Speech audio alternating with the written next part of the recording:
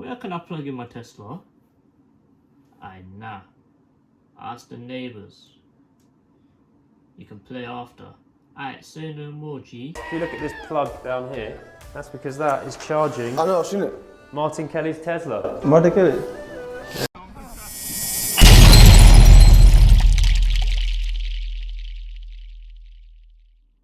Yo, what's up guys? I'm back. Another video. Sorry it's been taking so long to get here. I've been very busy doing other things right now, like working and all that other stuff. Quarantine's making me work more for some reason. It's a bit mad, but you know, Palace needs wins and we've not been getting them lately, so that's why I'm here to ask the question, should Roy stay or should he go? Also, we just beaten Brighton. My guy Mateta with the beautiful back heel, probably the best the Premier League has ever seen. Okay, so first things first, it looks to me like we are shit without Mr. Wilfried Zaha. It looks like we're a little kid, you know, playing your little game, playing your Lego Star Wars. You don't know what to do. You need to wait for your big brother to come home so he can do the game for you. Let's not take the piss here.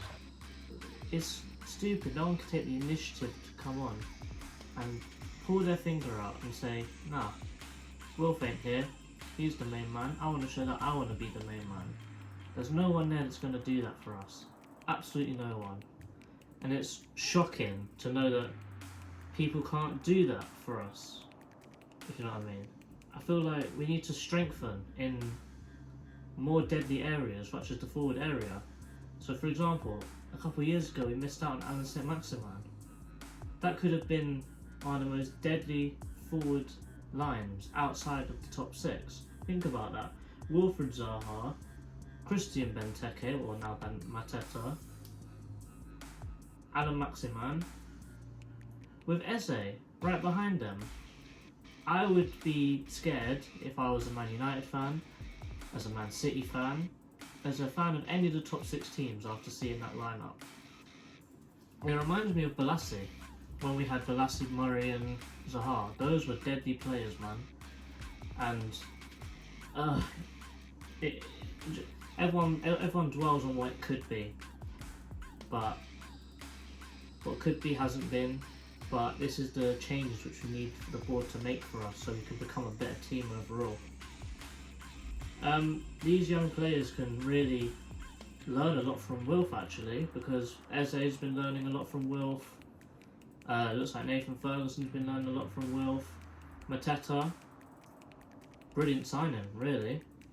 Look at that, 23-year-old, already bagged in the Bundesliga, definitely got skill. After the goal he scored, he's going to be bloody brilliant. He's already a Palace legend because of that. But he is the right thing that we should be doing. Talent, he's massive, he's young. That's everything we can ask for, and on the cheap. It's an 18-month loan, but he's definitely going to play all the 15 games, so he's a permanent. But what is it? £13 million? And he's already scoring goals like that? No, that's a steal. On to Roy. The defeats against West Ham and other teams before that, it was West Ham and Burnley. Those are the worst. I know we won against Newcastle, but that wasn't really... I don't think we played that well, really. But the Burnley loss was shameful. The West Ham loss was...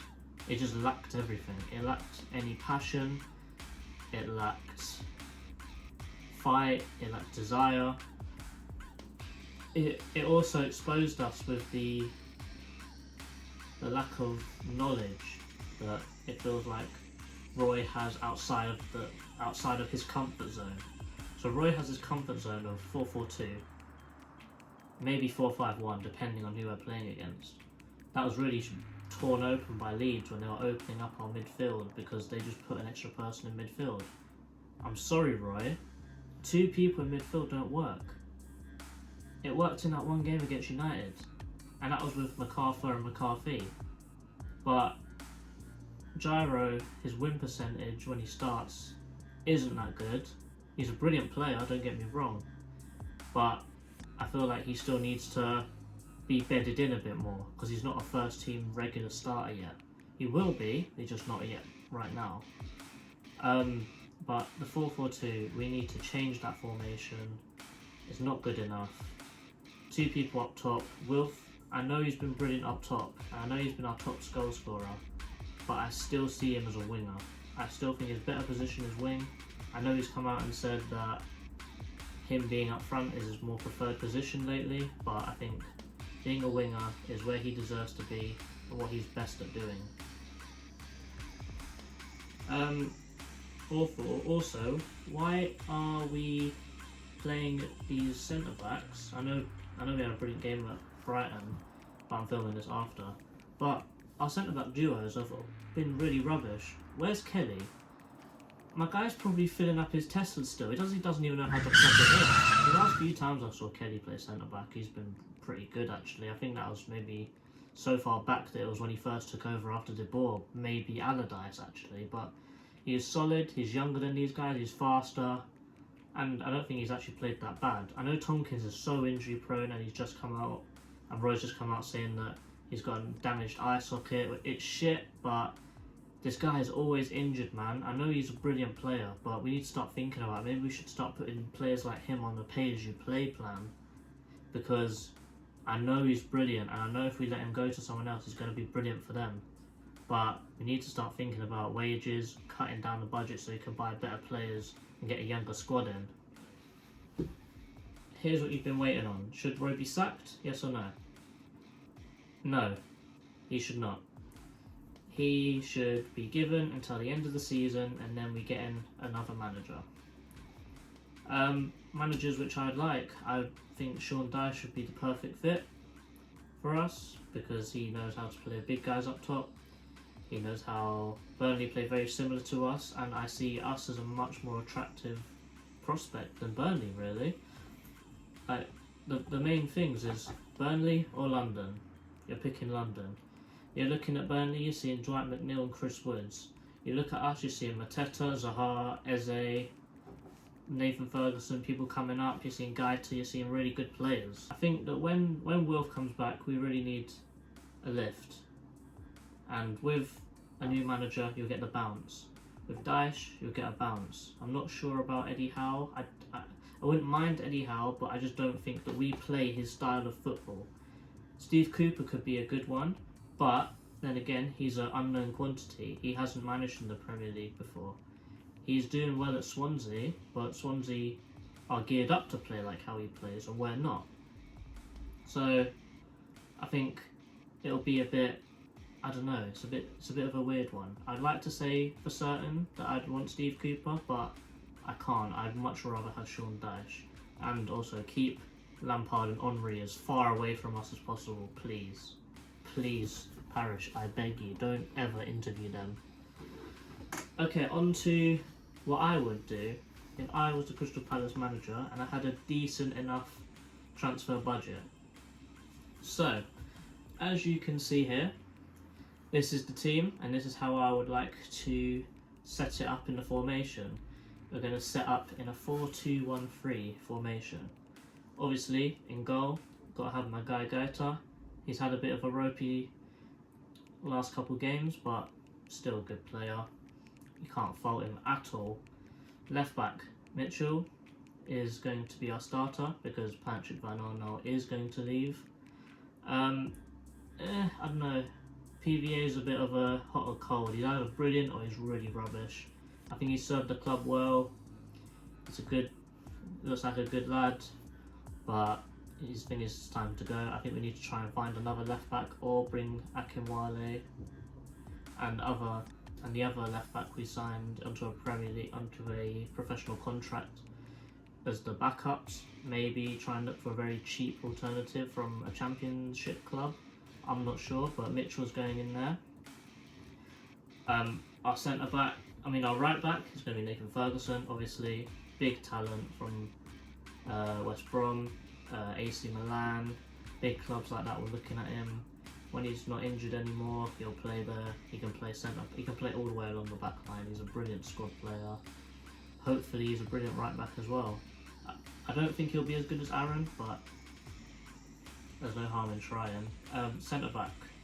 One, I think Hayate's made that his spot now.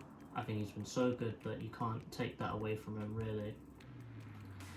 The second centre back is going to be a new signing that I would make, and it's Mohamed Simakan. Brilliant talent, 21 years old. Up here says £16 million. A bit much money for a 21-year-old, but looking at how he plays in the French league, he looks class, especially for a 21-year-old. I know we're looking at a guy from Juventus right now, who's 19. He would be good as well, but I don't think that he's playing enough first-team football that he would walk into our starting 11, but I think Simakan will.